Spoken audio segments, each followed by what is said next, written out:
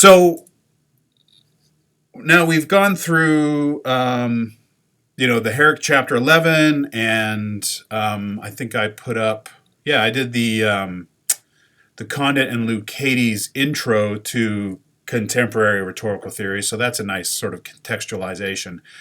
What we're doing here in this last stretch of readings is we're starting with Poulakos' toward a sophistic definition of rhetoric. You might have noticed in the previous week, in the last module, 20th century, we had Aristotelianism in the form of Perelman, we had Platonism in the form of Weaver, and we had kind of Gorgianic Ciceronianism in the form of Burke, although Burke's kind of unique.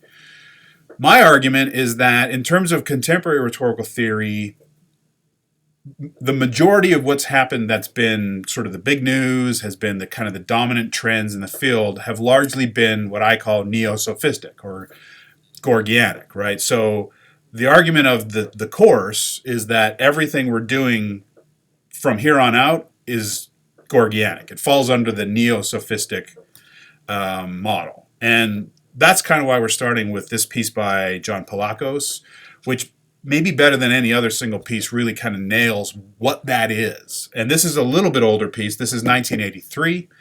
So contemporary now is going back like 30 years. This is around the time that Kenneth Burke died. I think it was like 88 that he died. So it's kind of taking up where Burke left off.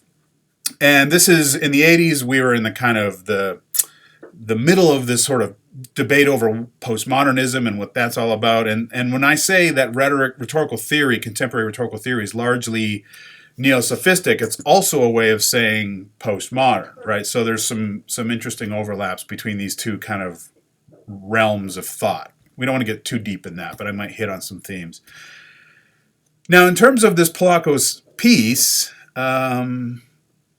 there's just a couple of main ideas that I want to draw your attention to that I think will help unlock what this means when we're talking about contemporary rhetorical theory being largely sophistic or neo-sophistic. Page 37, the first major theme kicks in here.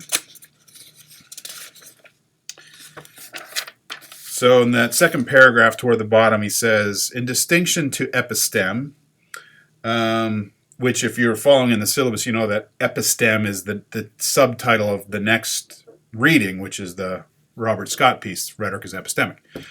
Epistemic means it's about knowledge. It's about how we know things, right? So it's that inventional question of how it is we come to know what we know and how we know and the way we know and what we don't know and so on.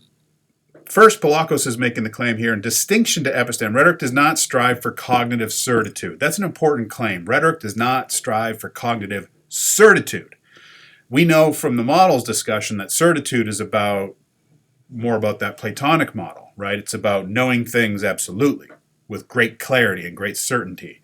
He's swinging in the other direction. It's not about cognitive certitude. It's not about sort of reassurance. It's not about 100%, right? The affirmation of logic, so rhetoric's not about logic. That was the modern period from the 17th to the early 20th. Those modern guys, Descartes and so on, they were all about logic and reasoning and strict sort of rules of certainty. Or the articulation of universals. Rhetoric, he's saying, is not about certainty, logic, or universals. Rhetoric's not about big, broad questions. That's more philosophy. That's more math and science, really. That's the modern stuff. Now we're moving away from the modern stuff more into the postmodern era, and that's where we get into thinking about knowledge, less about science, reason, philosophical certainty, and more about something that's more fluid and dynamic and something that we create and participate in, something that changes from context to context. It's different from person to person even, right? So that's kind of where he's going here. And now he continues to say, conditioned by the people who create it, rhetoric moves beyond the domain of logic and, satisfied with probability, Aristotle, lends itself to the flexibility of the what? The contingent. Now, that single term, possibly more than any others in terms of moving forward, is the one that I want you to lock in on. What does it mean for something to be contingent? It means that it depends on very, very specific sort of variables and circumstances, right? Is it going to rain today? Well, it depends, right? Is Sally going to be in a good mood today? Well, it depends. It's contingent. When something's contingent, you never know in advance what it's going to be. Rhetoric is contingent because you never know if something's going to work until you try it, kind of idea. So when you say that something's contingent, you're saying that knowledge is fluid, right? Something that can be true over here might not be true over here. It's contingent, depends on the circumstances, depends on the variables.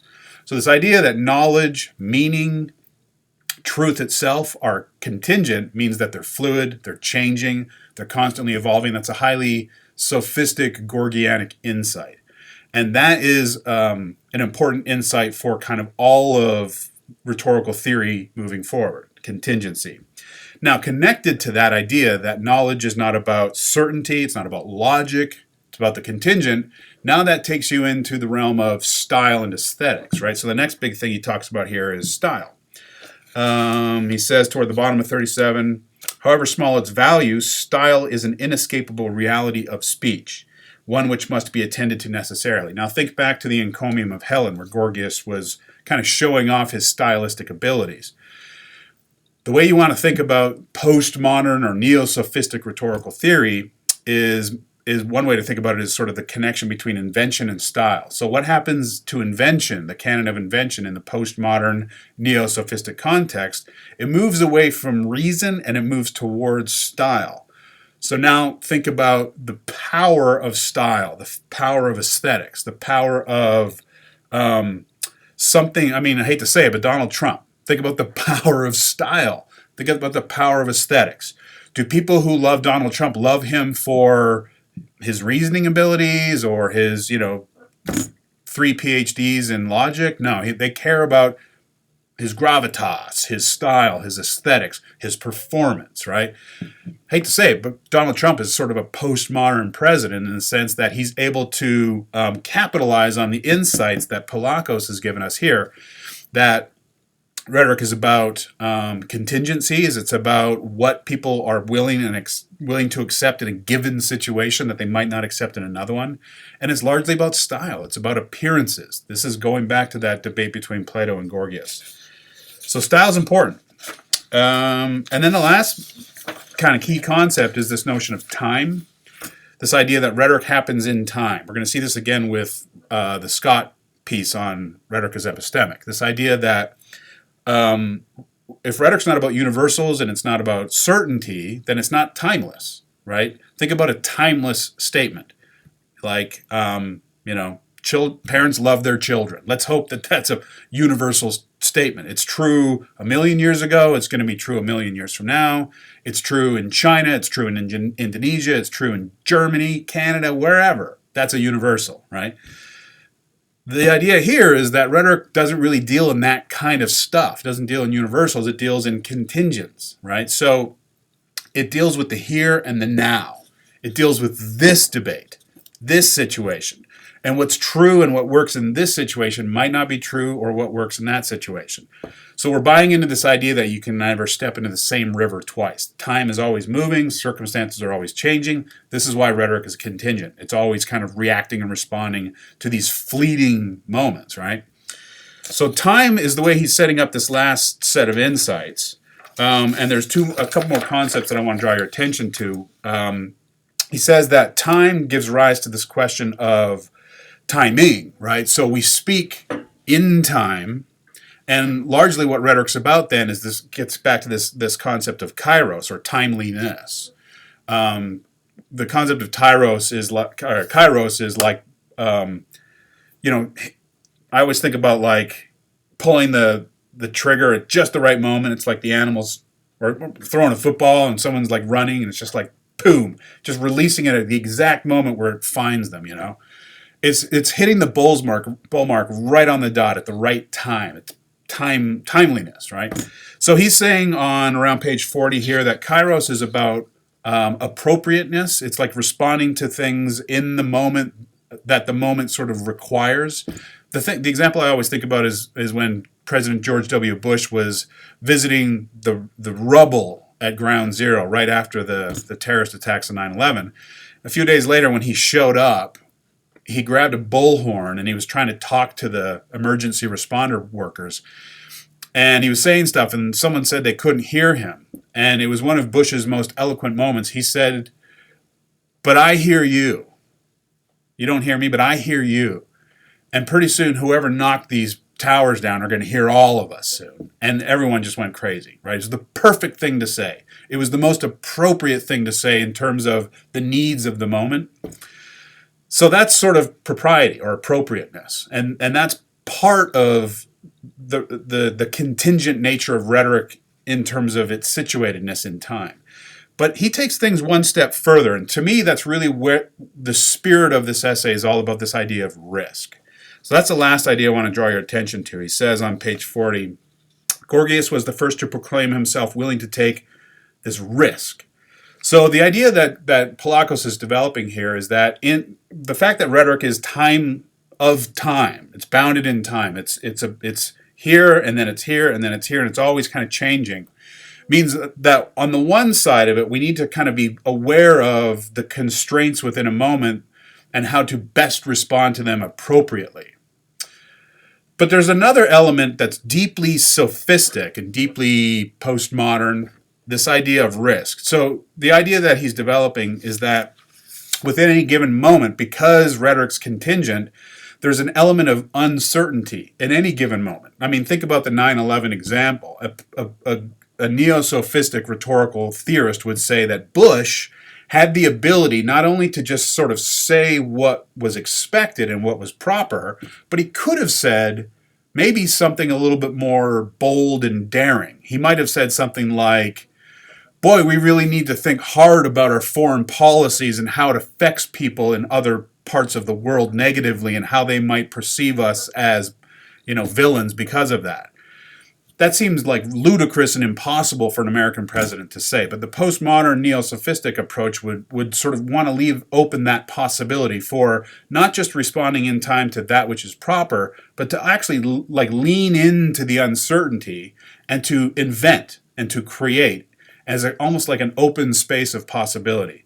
So that's the last major theme that he leaves off on, and I think it's the big part of this essay that matters, and it's the way to think about neo-sophistic postmodern rhetoric. It's this idea of risk-taking, this idea of uncertainty, about diving into the future and diving into the unknown, rhetorically speaking, right? Taking chances. And he says a few things that are quite interesting. Whether they're true or not is open to debate, but he says on page 43, that first full paragraph, he says, "Consideration of the possible affirms in man the desire to be at another place or at another time, and takes him away from the world of actuality and transports him into that of potentiality." This is an idea that excites the neo-sophistic rhetorical theorists. This idea of possibility, of potentiality, of the fact that within any given moment there could be an unknown future. That a pure space of invention. You can see why style matters, and aesthetics, and why invention matters, and why contingency, and how all these things work together. Rhetoric is inventional, it's productive, it's creative, it's contingent, which means it's always adapting to new situations, and it's always also taking audiences from that kind of proper place of where we belong, but hopefully also maybe taking them somewhere new. The idea of the novel, the contingent, the invented, the creative, the launch into the unknown. These are all really dominant themes of neo-sophistic postmodern rhetorical theory. So this is a great piece to start out with because it really sets up a lot of the insights moving forward. We're going to see a version of this with the Scott essay, which actually goes back further, but I wanted to start with Scott wrote his piece before Poulakos. But I wanted to start with Poulakos because it really does nicely set up all the other things that we're going to get to moving forward. So I think that's pretty much it. Yeah, the desire and the unknown. I think I got 43. Yeah, I hit it. So on 46, sort of the last page there, right in the middle of that middle paragraph, he says, "This definition posits that man is driven primarily by his desire to be other, the wish to move from the sphere of actuality to that of possibility." That's really the kind of dominant theme, I think, of what he's saying about a neo-sophistic rhetorical theory, this idea of the desire to be other. Now imagine rhetoric as that which services our desire to be other. Within a given situation, we're trying to push, we're trying to invent. Think about the kind of what's happening around gender right now, right? It's like pushing into this open space of possibility. There's not just two genders, there's potentially, who knows how many, right? So that's a highly neo-sophistic idea of like pushing into this space of the unknown, of the other, carrying us forward into some uncharted territory. That's a highly neo-sophistic, highly postmodern approach to questions of knowledge, meaning, truth, value, and so on. These are some of the dominant themes that we're going to be tracking moving forward. Hopefully that gives you a nice handle on this reading and gets you grounded for the next ones moving forward. It's almost 5 o'clock now, so I need to wrap up and head home. I got a sick kid I need to attend to. But I'll come back tomorrow and I'll do Scott and Black. Maybe as just one video, because those pieces go together fairly well. But I'm going to commit to giving you good, close, video-related attention on the subject of the class overall and then the specific readings moving forward. All right, gang? Any questions? You know where to find me. Good luck.